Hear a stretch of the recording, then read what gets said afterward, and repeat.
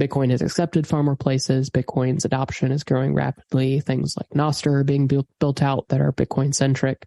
There's a lot of traction behind Bitcoin that just simply isn't behind other things. So I think that there's a really good reason to focus on Bitcoin, especially as long as there's hope to improve privacy on Bitcoin.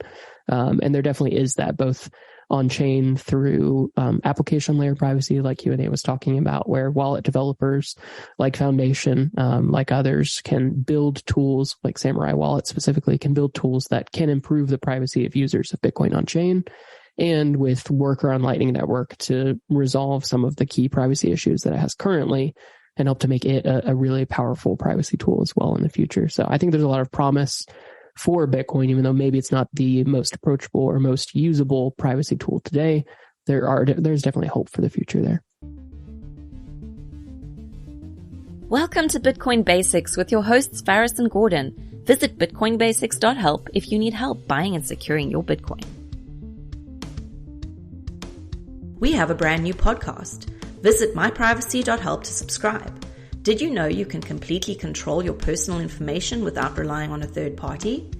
Faris, Gordon, and industry experts explain how you can reclaim control of your data, your privacy, your life. Visit myprivacy.help.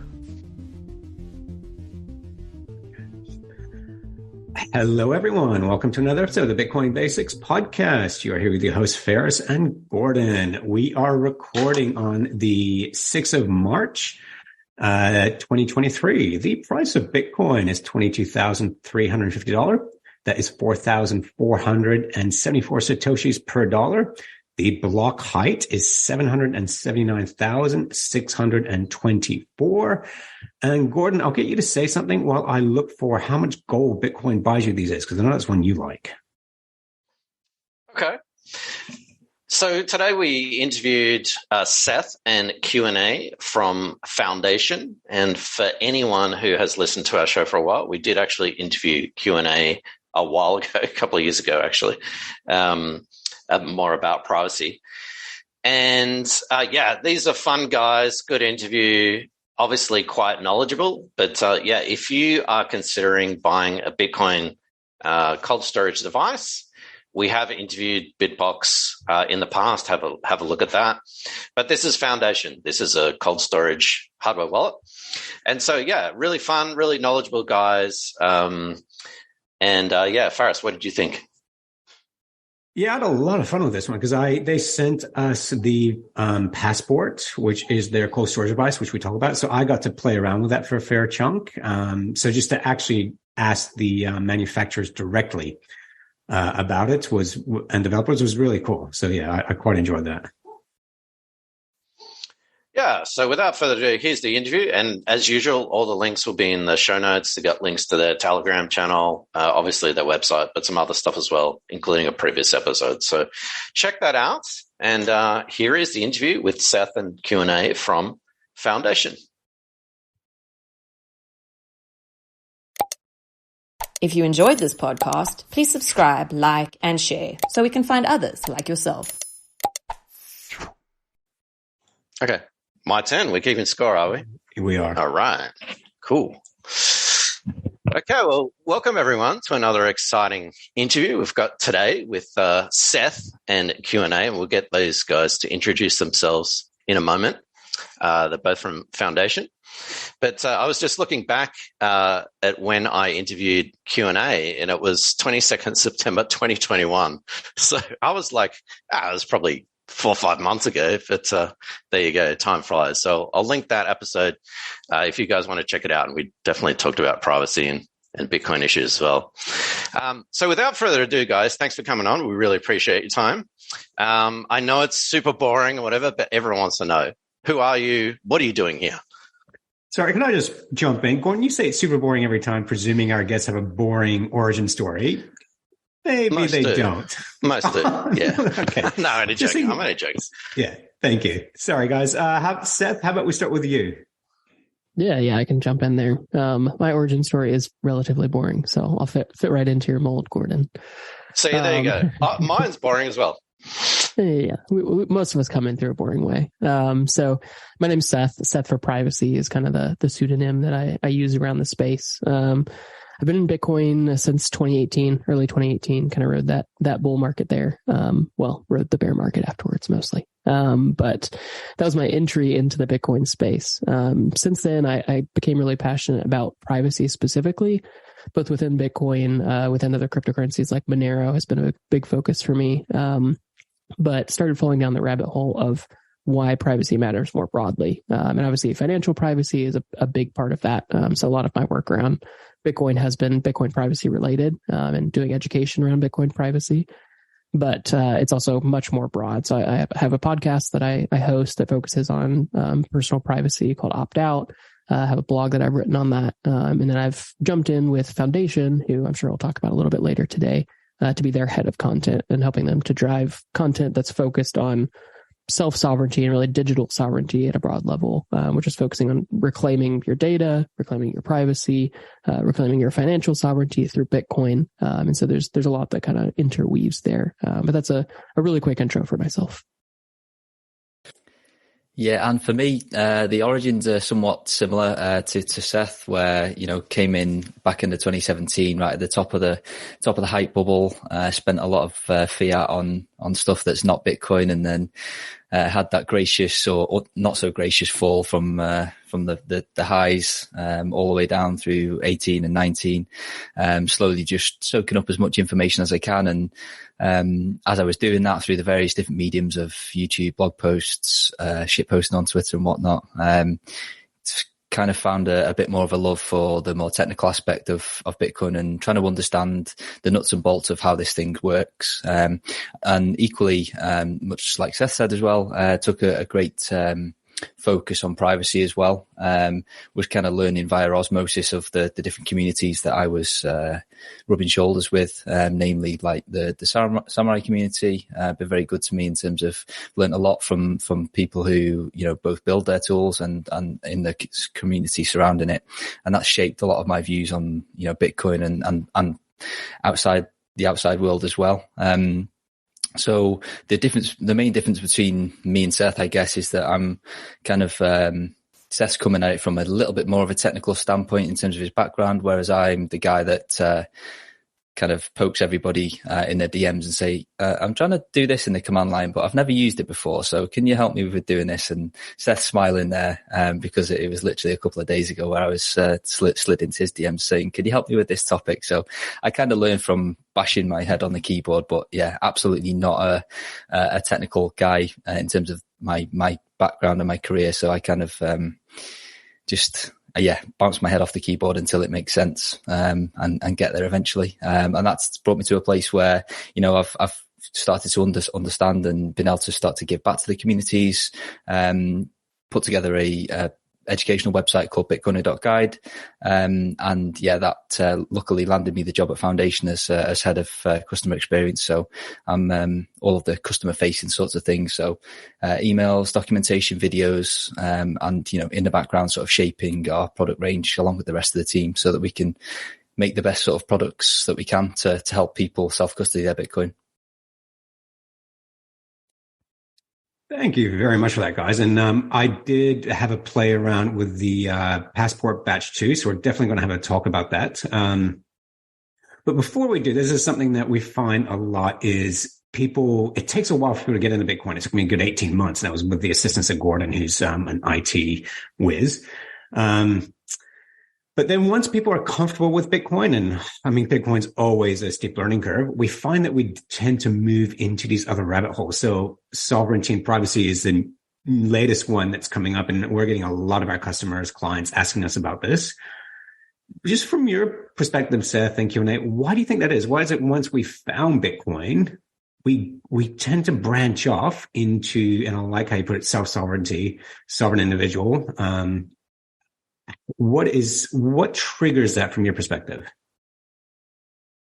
I think for me, the reason that I found that that's common is that really approaching Bitcoin and starting to understand it and starting to grok kind of what it means to have money that's detached from the state, to have money that's censorship resistant, to have money that's self-sovereign. It points you towards why those things matter. And so once you start to care about those things, you ultimately start to care about Bitcoin. And so I think it's kind of I don't know if it's chicken before the egg, but those things kind of happen simultaneously, in that you've kind of had your eyes opened to broader issues with society, broader issues with money.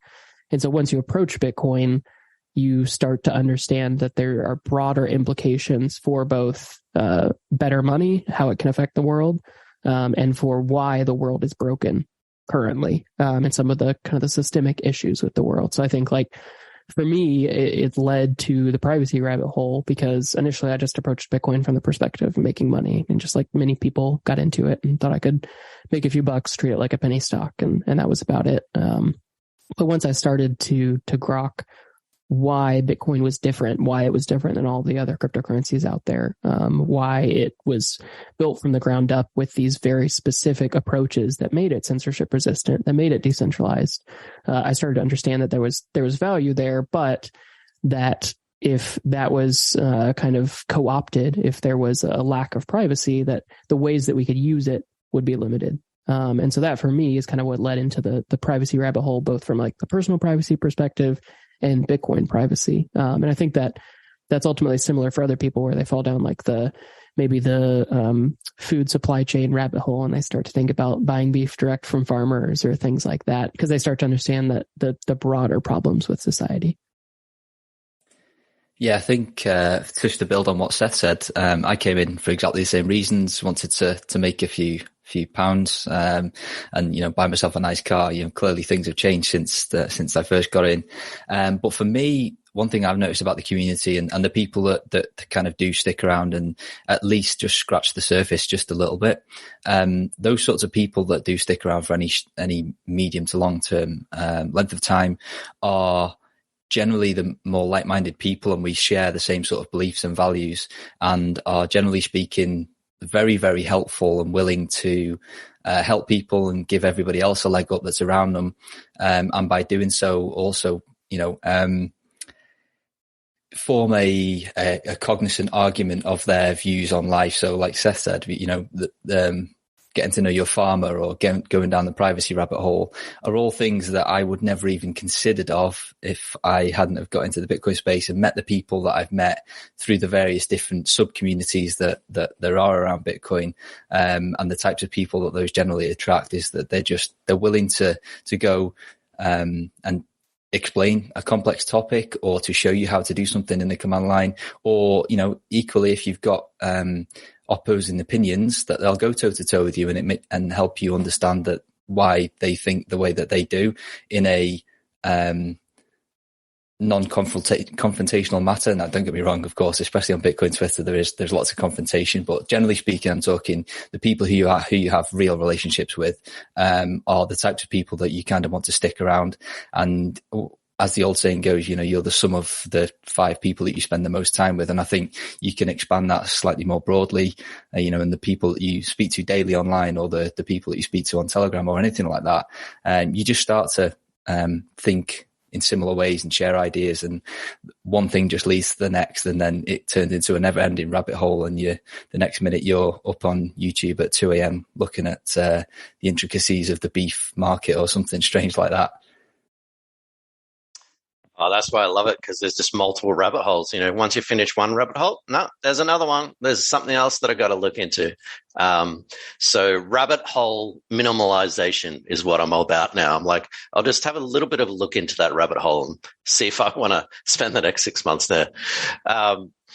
You mentioned privacy a lot, and quick plug, we talk about privacy all the time in Bitcoin Basics podcast, but we've also started a new podcast about privacy and self-hosting and all that kind of good stuff as well. Why, I mean, let's not go over why privacy is important, but why is privacy important? Seth, you sort of mentioned it sort of briefly, but why is privacy so important with Bitcoin? Like, that's from a newbie's point of view, they're like, well, isn't Bitcoin private? There's like 2 transactions, and maybe you could sort of then talk about foundation and how you guys are focused on privacy. Yeah, I think taking it back to, I hate to be that guy that kind of quotes the white paper, because that type of thing does have its place, but But Bitcoin from its origins was designed to be peer-to-peer electronic cash. That's what's quoted in the white paper and that people like to wax lyrical about. But there's a lot to be said for kind of living and dying by those words, so to speak. We can only sort of truly realize the potential of actual peer-to-peer digital cash that has all of the properties that Bitcoin has, and I'm sure you've gone over loads of these on previous podcasts, is by maintaining the pseudonymity of who owns what Bitcoin. As soon as we start to tie people's names and addresses and personal details to various stacks of Bitcoin or Bitcoin addresses, we instantly weaken the various properties that Bitcoin has in terms of censorship resistance, being more difficult to confiscate. As soon as, the people that want to attack the Bitcoin network have a physical person or location to go and attack, that's immediately a huge chink in the armor. So by maintaining your privacy when interacting with Bitcoin, be that directly with the network in how you transact, or in terms of, like me being a pseudonym on Twitter, is all gain to add some weight to all of the properties that Bitcoin has. And that is what makes it great, in my personal opinion. We can leverage that and sort of gain all of those great properties or strengthen them by maintaining our privacy or our pseudonymity.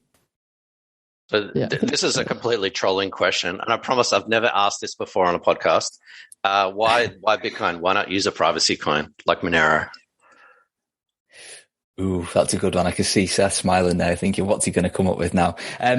Honestly, I think Bitcoin, there's a lot to be said for Bitcoin having the Lindy effect. Bitcoin's the long established player in the game. It's got that brand,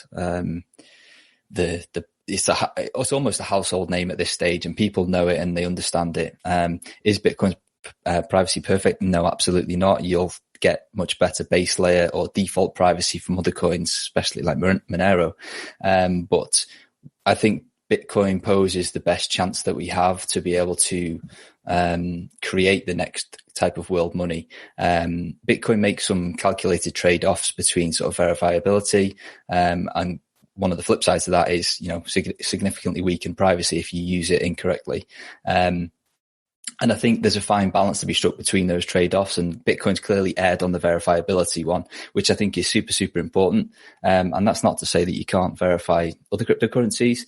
But I do think, something that we've seen especially in the last 2 to 3 years is that, the ossification of privacy techniques, at the base protocol level, and you can see more wallet developers and applications stepping up to the fourth now to be able to build on top of that.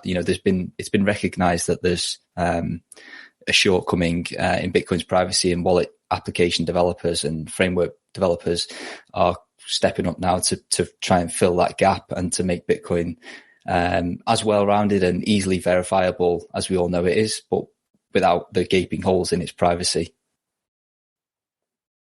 Yeah, I'll definitely add on to that. So, for people who don't know me, my background is in Monero. I've spent a lot of time digging into Monero, talking about it, helping to build things on top of it, contribute to it. And so I'm a big fan of Monero and still really believe that it's a powerful tool for freedom. But there is a reason why I work for a Bitcoin-centric company, and I'm not working full-time on Monero. And that is ultimately that I do think that Bitcoin poses the best opportunity for us to reset, to gain back control and to gain back self-sovereignty, mostly because of network effects, because of adoption that's happening with Bitcoin, above something like Monero. Monero is definitely superior from an ease of use approach when you're talking about privacy. It's definitely superior from a just pure privacy perspective than Bitcoin, but Bitcoin is accepted far more places. Bitcoin's adoption is growing rapidly. Things like Nostr are being built out that are Bitcoin centric.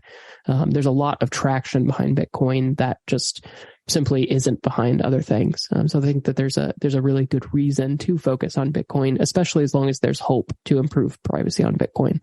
And there definitely is that, both on chain through application layer privacy, like Q&A was talking about, where wallet developers like Foundation, like others, can build tools, like Samurai Wallet specifically, can build tools that can improve the privacy of users of Bitcoin on chain, and with Worker on Lightning Network to resolve some of the key privacy issues that it has currently. and help to make it a really powerful privacy tool as well in the future. So I think there's a lot of promise for Bitcoin, even though maybe it's not the most approachable or most usable privacy tool today. There's definitely hope for the future there. So for someone just getting into Bitcoin, and this is the niche for our show, Bitcoin Basics, why Foundation and why Passport? If I'll put you on the spot, if you don't mind. Yeah, I can kind of quickly jump into that, and I'll let Q&A chime in. But the big thing for us is that we are really targeting the new entrant into Bitcoin. I mean, the things that we're building, we're trying not to keep this focus that's happened in the Bitcoin space where we build for the hardcore user, and then we just tell the noob, oh, you're just going to have to learn how to use the hardcore thing. And we want to build something that's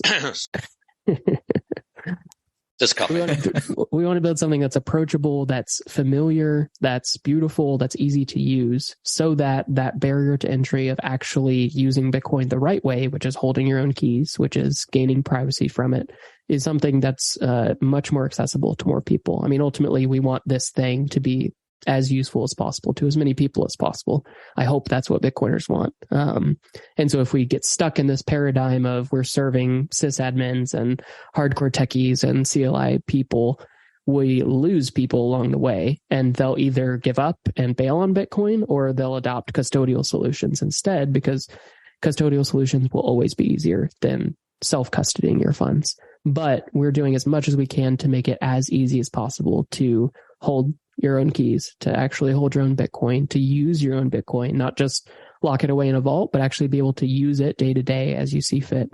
And we're building more and more tools around that, both from cold storage perspective and with things we're building out for our hot wallet as well.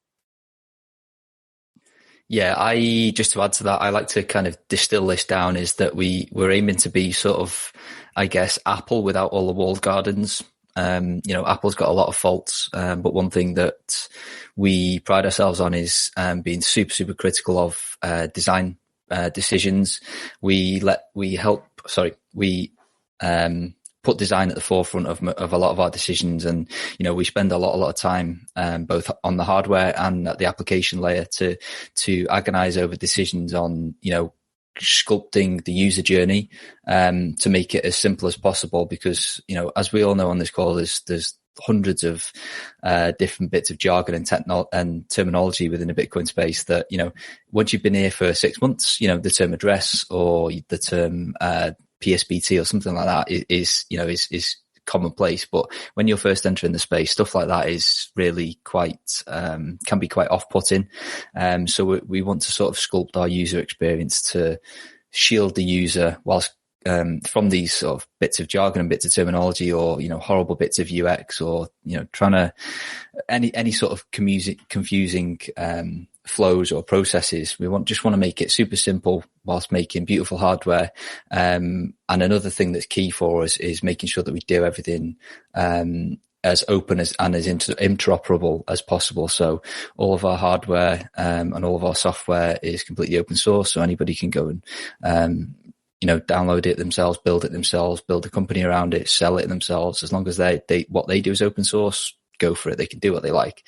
And we also make sure that we are compatible with as many of the other wallet software on the market today. So basically, if there's a wallet out there that works with hardware wallets, you can bet your bottom dollar that Passport will be compatible with it. So we want to make sure that once you buy a device from us, you're not kind of locked into any walled gardens, but you've got a really, really good default flow and pattern of usage that we've sculpted, agonizingly to make sure that you have the easiest time possible, whilst also affording more advanced users that do want to go and mix directly to cold storage with Spiral Wallet or something like that. They have the tools to be able to do that as well. So we do want to cater to everybody, but yeah, design and ease of use is kind of top priority for us.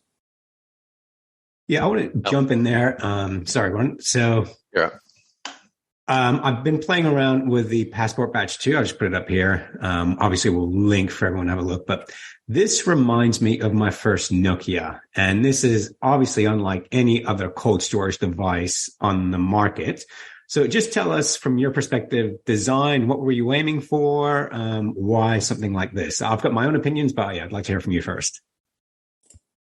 Yeah, so Zach, our CEO, is a closet Apple fanboy, which is where we get a lot of our design or heavy focus on design from. But in terms of the implications for the Batch 2 device, we wanted something that felt familiar. You used the Nokia analogy there. So, it is, for anybody that's seen it, it does look like an older Nokia phone, maybe with a bit of, we like to call it digital deco. It's a take on, the Art Deco, sort of style. So we tried to make it look familiar, but also have a bit of difference from the rest of the market. So again, not here to bash competitors. I'm not going to name any names, but most of the, other options on the market either look like a USB stick or some similar device. So we wanted to make a device that just looks a little bit different, that stokes the conversation, that feels really good in the hand. And, we genuinely believe that you just don't get that anywhere else. So we're firm believers that it doesn't have to be, a boring piece of hardware.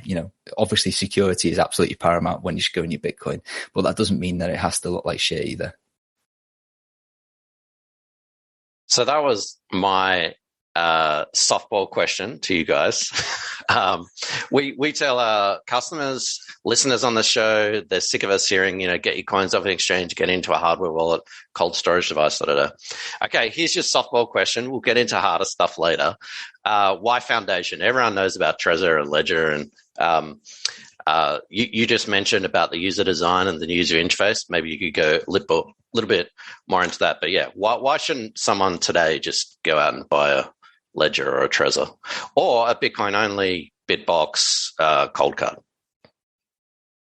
I can jump in there and kind of expand on what we've been chatting about. I think some of the big differentiators are, obviously we talked about design.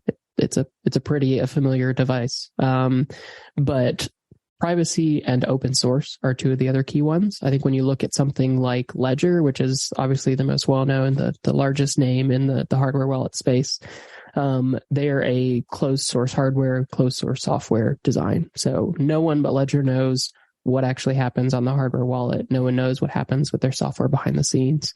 Obviously, there haven't been any big issues with that so far, but that's not to say that there's huge security vulnerabilities or that they do something malicious in the future or that they're pressured to do something malicious.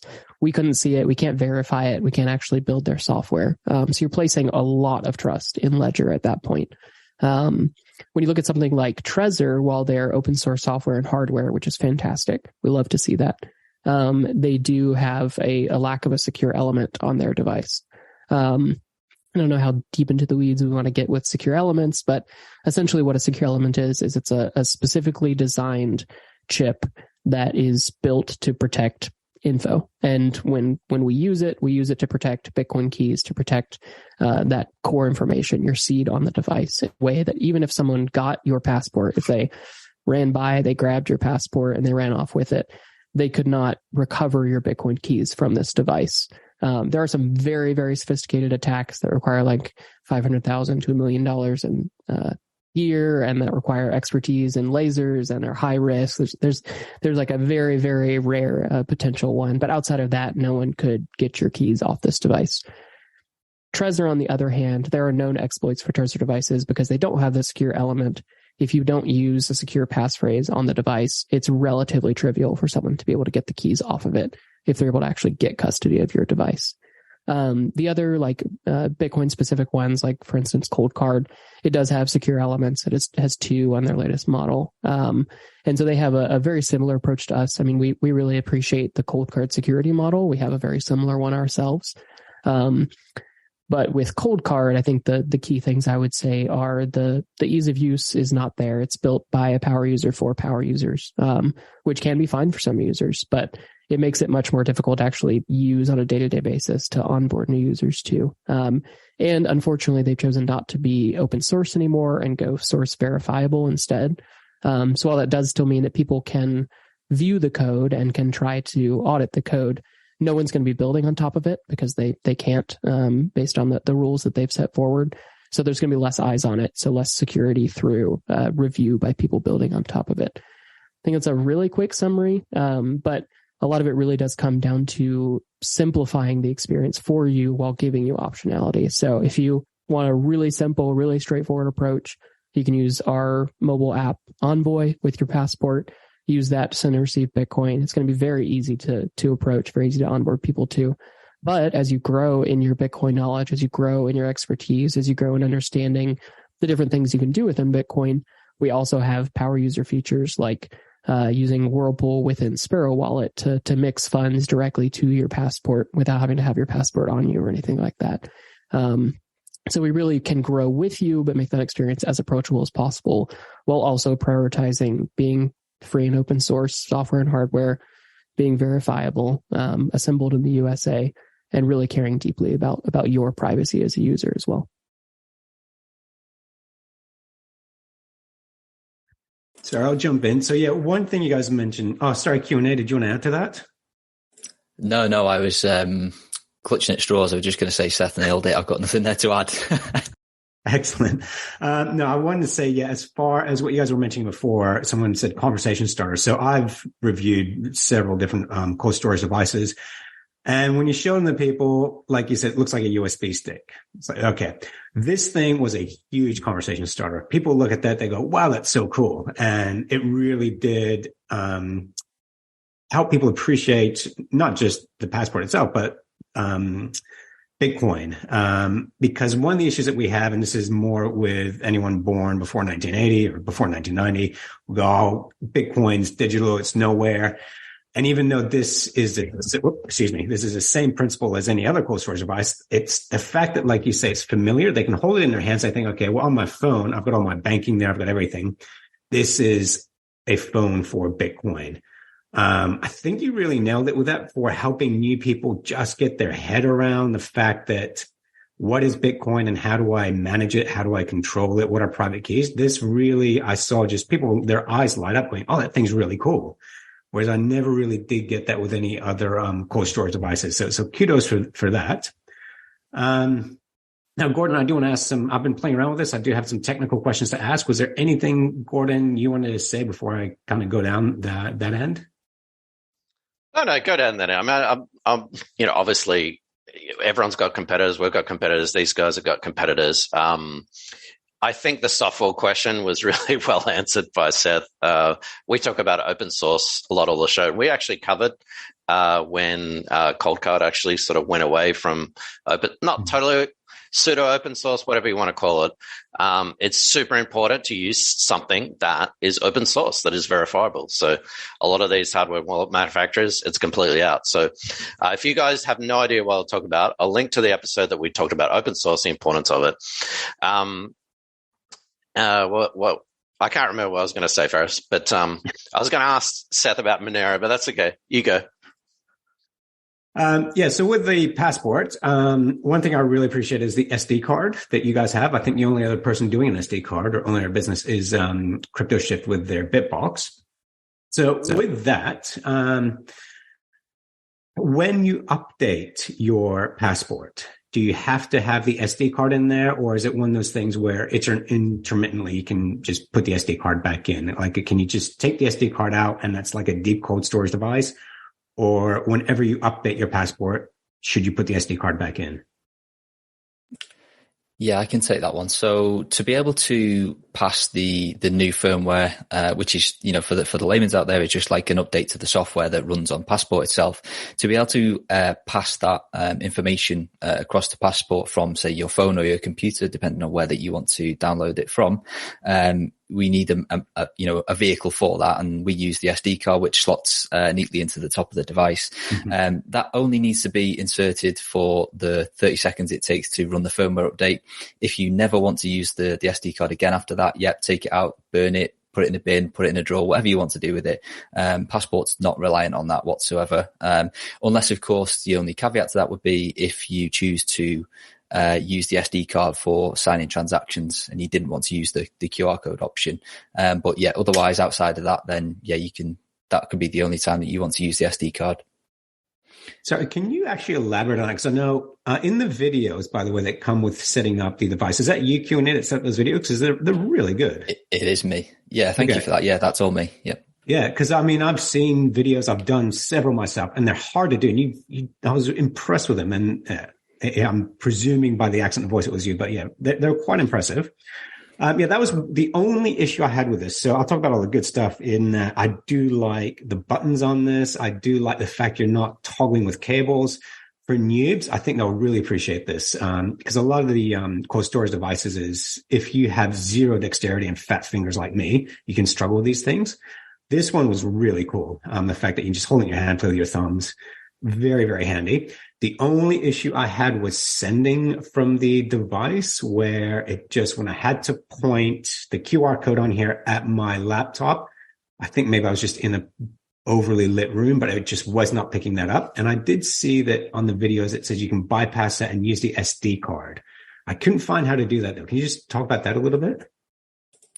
Yeah, definitely. Before I go into the transactional piece, I just misspoke earlier about the SD card. There is one other way in which you can use the SD card, and that's for the encrypted backup optional feature that we use. So if you didn't want to manually only manage your 12 or 24 seed words, we offer you another way to be able to back the device up, which is on the micro SD card, which basically just puts a small file on there with your seed words and it encrypts it with a 20-digit passcode. Again, that's completely optional, but for users that want to take that path, then the device will guide you down that as well.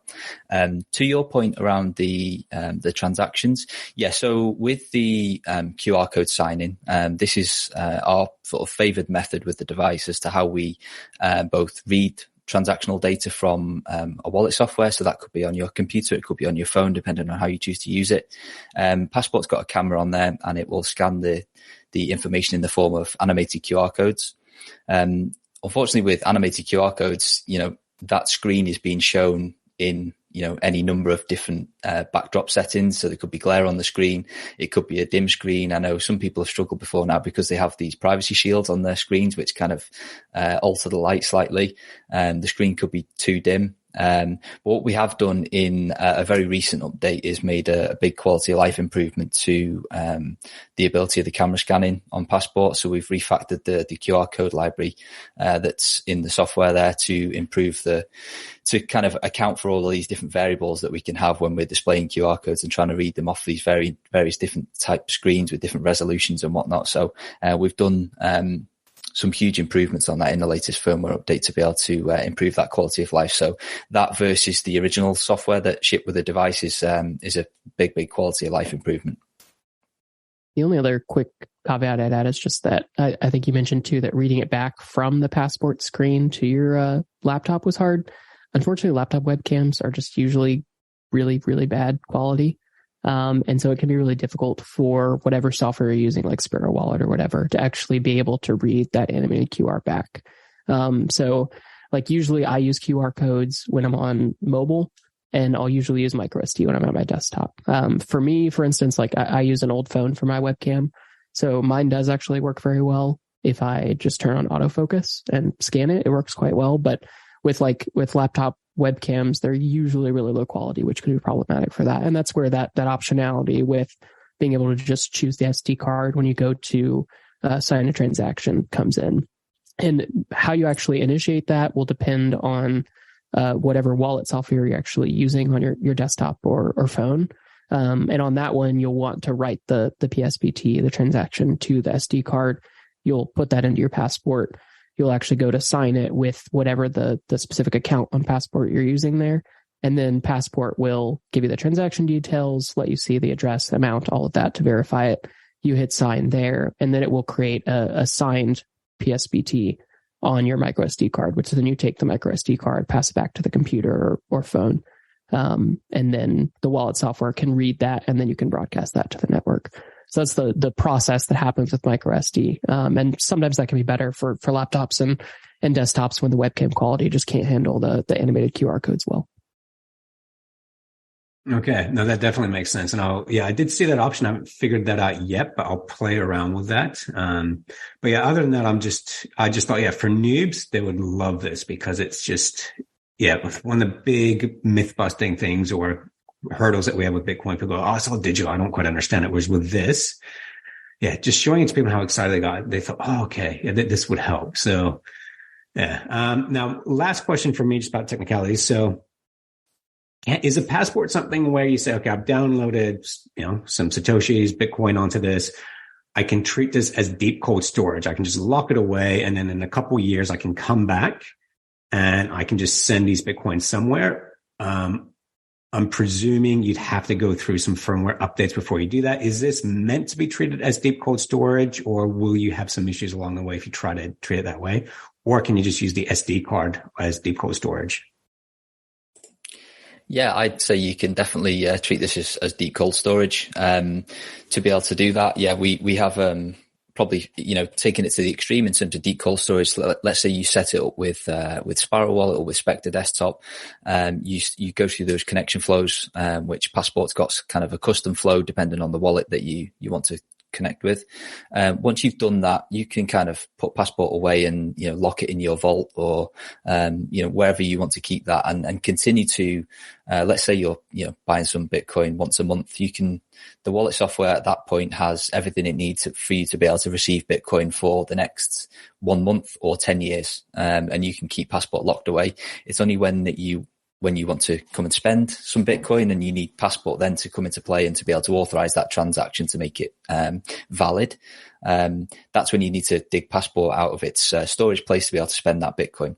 If you are going to take it to that extreme and keep it, packed away tightly for long periods of time, we've kind of thought ahead about that, and Passport's got a removable battery. So if you pop the white cover off on the back, it's got a somewhat, again, if you're born pre-1990, you'll probably recognize the battery, funny enough, from an old Nokia phone.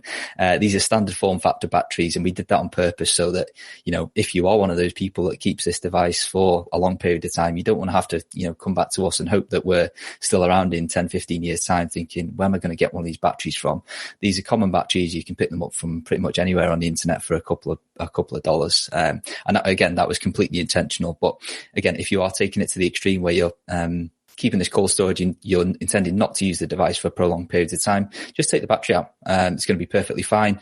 And then when you want to put everything back together, just pop the battery back in, and the device charges from any USB-C port on the bottom, it's power only. Crucially, there's no data ports on there. So even if you wanted to kind of communicate with this device via a computer, you physically can't. It's not possible. So it's charge only. So yeah, pop the battery back in, charge it up, away you go, and you'll be able to spend your Bitcoin in, even if it's been 1 month or 10 years. And would you still be able to do that without updating latest firmwares? In theory, yeah, as long as there's been no breaking changes to sort of Bitcoin consensus model and the way that signatures are verified, then yeah, definitely.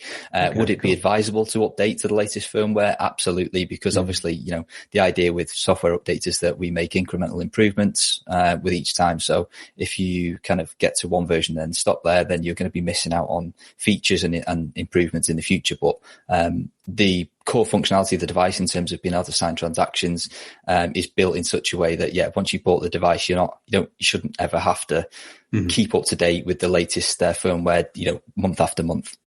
Okay. Sorry. One last question on usability from me. I'm not monopolizing this. Sorry, Gordon.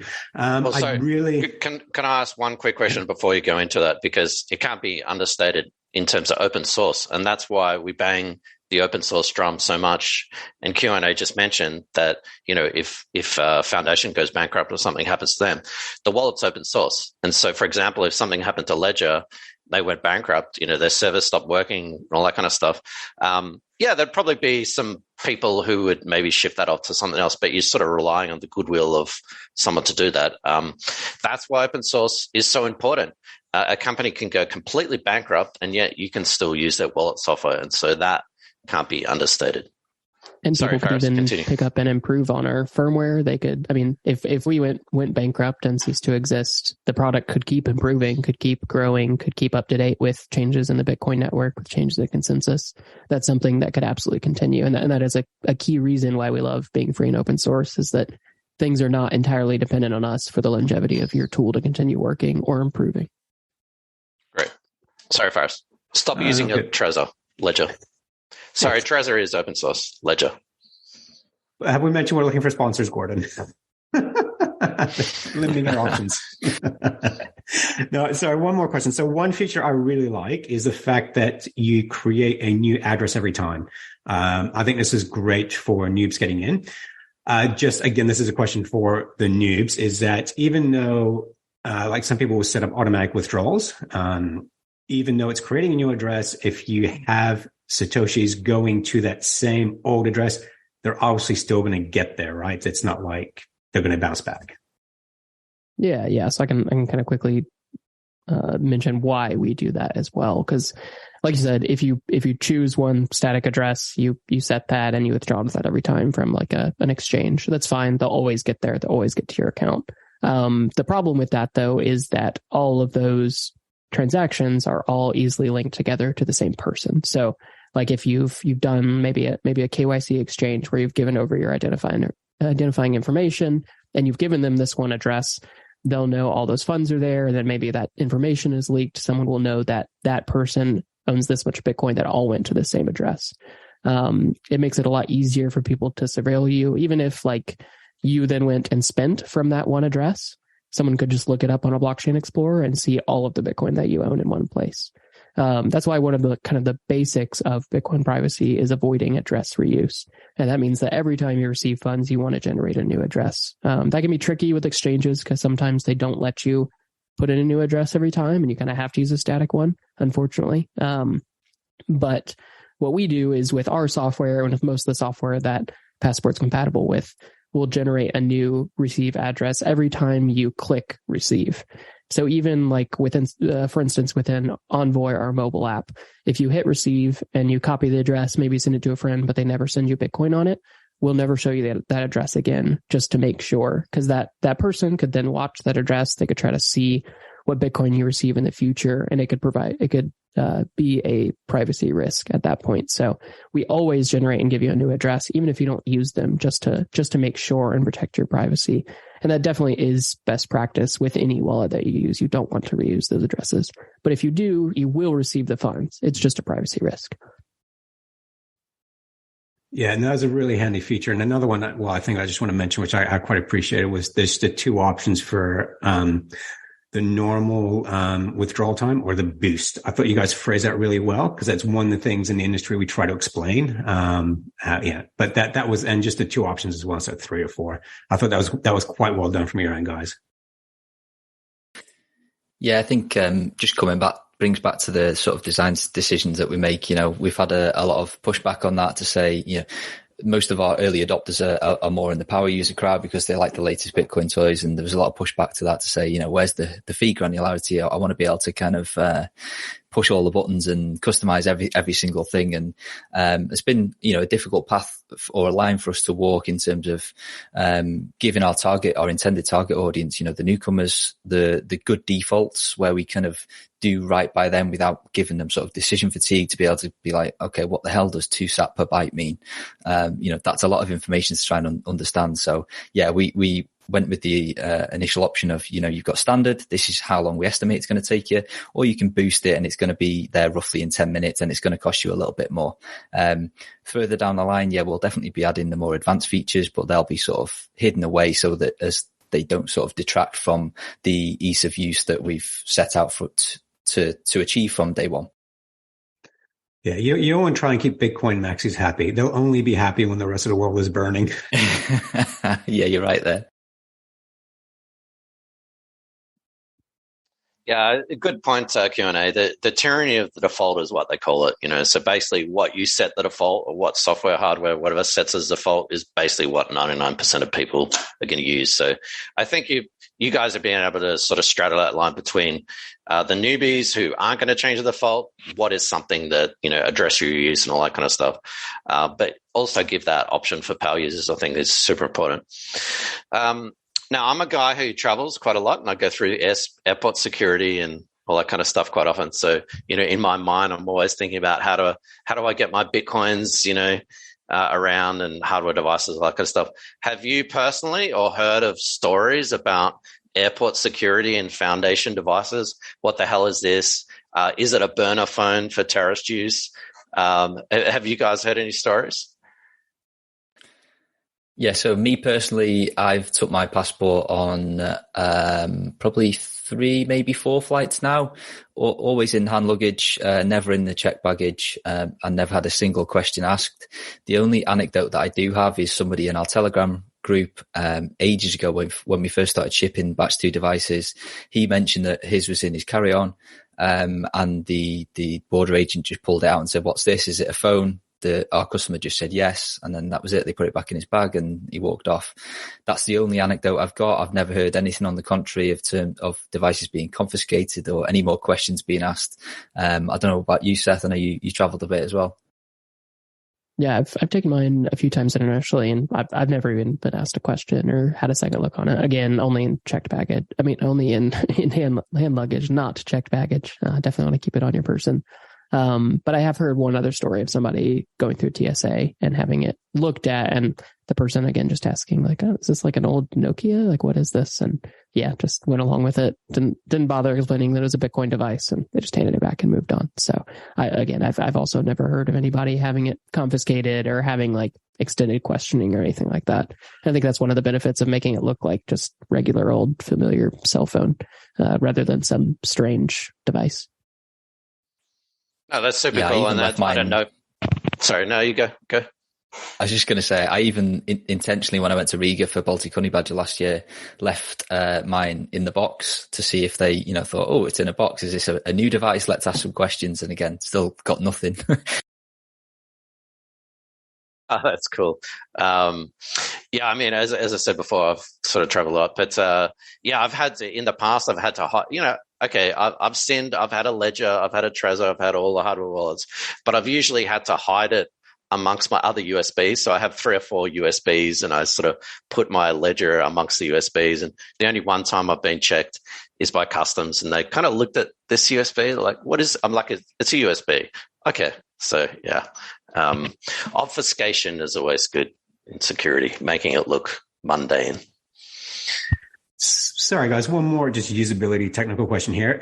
If you lose the SD card that comes with a passport, can you just get any regular SD card and back up as a new backup? Yep. Any SD card below 32 gigabytes in size, micro SD card, being more specific, will work. If you do buy one, some of them occasionally are formatted in a weird format. If Passport doesn't recognize it, within the settings menu, you can actually format the SD card into a format that it knows and recognizes, and then you'll be fine to use that in the device forever forward then. Yeah, the only call out is the one that we ship specifically is an industrial grade one. And the reasoning for that is that it's has a lot higher longevity for how many reads and writes it can endure, and for just how well it will hold up over time. So that doesn't necessarily matter, especially if you're not using the encrypted backups. That doesn't matter at all because you don't have anything on there that you need to save. But if you do get like a really cheap SD card, don't rely on it only for like backing up your funds, because they can just degrade over time. Even if they're not being used, they can degrade over time. So quality is important if you want to store the encrypted backups long term. But otherwise, yeah, everything the Q&A said. And can you use 2 at the same time if you want to do that extra security? Yeah, absolutely. You could have one just for passing transactional data, and then you could have, let's take it to the extreme, you could have 10 encrypted backups on 10 different SD cards in 10 different locations, all protected by the same password. So if 9 of your friends' houses burn down overnight on exactly the same night, then you still got that 10th backup on the 10th location. So all you need to do is safeguard that 20-digit code, which the device will give you, which acts as the password for that SD card. But yeah, you can litter these all over the place. And the beauty with these encrypted backups is that, let's say you do put one at your friend's house, that SD card is useless to them. It's encrypted by really strong encryption. And unless they've got that 20-digit code, it's absolutely useless to them. So they can't do anything with it. So you've got like secure sort of offsite storage of your Bitcoin as a different form of backup on a micro SD card, which is a pretty inanimate object at this stage. You know, they're all over the place. And it's absolutely useless without that 20-digit code, which you can keep wherever you want. You can write it on paper in your safe. You can store it in a password manager. Just depends on your technical ability and, you know, what you've got available to you. But our encrypted backups, and Seth's written a fantastic blog post about this on our blog on foundationdevices.com, going around the ins and outs of it. But yeah, really underrated tool that Passport offers is the encrypted backups. Yeah, one of the other things I love with the encrypted backups too is just that a micro SD card and an encrypted zip file are not Bitcoin specific in any way. So like if they know that you own Bitcoin and they're coming to your house to try to steal your Bitcoin, if they find a micro SD card lying on your desk, they're not going to assume that that's Bitcoin related. And then even if they do take it, like you mentioned, it's an encrypted backup, they would need the 20-digit code as well. So there's a lot of extra protections. And again, you can kind of hide in the crowd by just being a regular micro SD card with a regular encrypted file on it. It doesn't scream, this is a Bitcoin wallet, like 24 words written on a piece of paper do, or something like that these days. Yeah, I like that option for travel, a micro SD card, just because it just looks like, it's just for videos and photos while you're traveling. That to me is my preferred option if I'm traveling, is that backup for to take that option with you. So that's, like I said, I do like the micro SD card, especially from a new perspective, because to them the stress of writing 20 seed phrases down, keeping that's for a noob, that's a pretty big hurdle. But the fact that it's there, it's physical, that really helps them with that. Yeah, and again, going back to our design intentions, if you take the simple flow when you first boot Passport up, we don't even show you the 24 seed words. It's not part of the default onboarding flow. You'll make an encrypted backup. You'll write down the 20-digit code that is the password to this encrypted backup. And that it's only thereafter, once you've used the device, that you'll go into the settings and you can see your 24 seed words. If you go back to the start and you opt for the manual setup, which is geared more towards advanced users, that's when you'll have as part of the onboarding flow, your 24 word seed, and you'll be prompted to write that down. So we've got flows, onboarding flows that cater to both types of user. Yeah, I played with both, and I've got to admit they're quite simple and easy to use, and use the Envoy app as well. And I really like the simplicity of the Envoy app, guys. That's really clean.